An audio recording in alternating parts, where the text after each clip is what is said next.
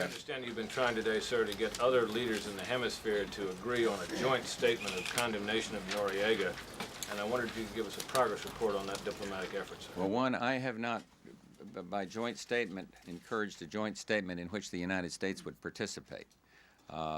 Some of the leaders in this hemisphere are working on getting a joint statement, and indeed I'm told authoritatively that there might be a joint statement out of some European countries. But we would encourage countries in this hemisphere to either jointly or personally make strong statements. And I believe that I want to say 10 countries have already made individual statements, and now I think the next collective diplomatic action is going to be at the OAS. Sir, how many troops will that mean? And will they be quartered in the military compound? Will they stay there quietly and just be there? Or will they be out on the streets patrolling? We will assert our treaty rights, enforce our treaty rights, and I will let General Scowcroft answer the question, but my estimate of the troops would be about 2,000, yeah. President, what is your justification for sending the brigade of troops? What are you worried about? I'm worried about the lives of American citizens, and I will do what is necessary to protect the lives of American citizens, and we will not be intimidated by the bullying tactics, brutal though they may be, of the dictator Noriega. Mr. President, your statement just now about defense forces, would that be a signal that the United States would look favorably on a coup attempt? I've asserted what my interest is at this point. It is democracy in Panama. It is protection of the life of Americans in Panama. I'm going to take two more, and then I'm going to go right here and here on the aisle. Sir, we've been calling around to these Latin American embassies. We find no enthusiasm for the dispatch of American troops there, and the Mexican embassy even said that they warned against intervention.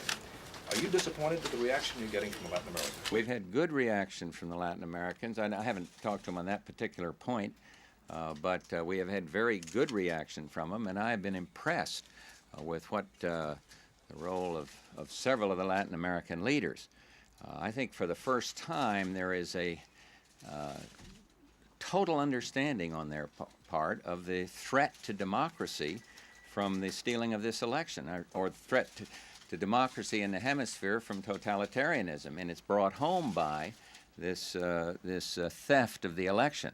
So they don't, and I might add on the troops, I have a profound obligation, and that is as Commander-in-Chief of the Armed Forces and as President, and that is to protect American life. And I'm going to do what is prudent and necessary to do this. And so we have a different obligation. We also have certain treaty rights and obligations. I'm prepared to fulfill our treaty obligations, and I am prepared to see that our treaty rights are exercised. And so I'd leave it right there in terms of the troop deployments. Last one. Mr. President, in the Reagan administration, there was a very formal negotiating process with General Noriega over terms under which he might leave. Is there any possibility that that might repeat itself now, that there might be some sort of formal discussions between yourselves and the Panamanian government and General Noriega about conditions under which he might leave? Oh, he knows my position on the fact that if he does leave, we would have the instant restoration of normal relations with Panama. That has been conveyed to him very, very recently. But look, I will be open-minded about seeing what it might take to see him leave. I'm not going to go back and do what Helen asked about in dropping these indictments. I'm not going to do that. That has profound implications for our fight against narcotics, which has got to be worldwide.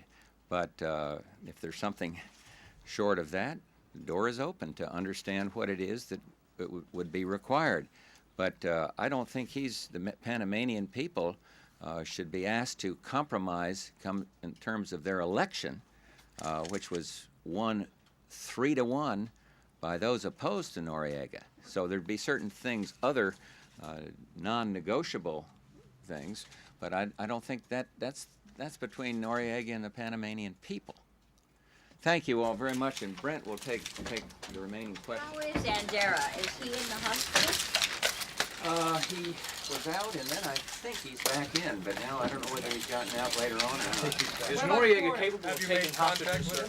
Are you concerned about him taking hostages? Concerned about protecting the lives of Americans. That's exactly why I've taken the action I have every day.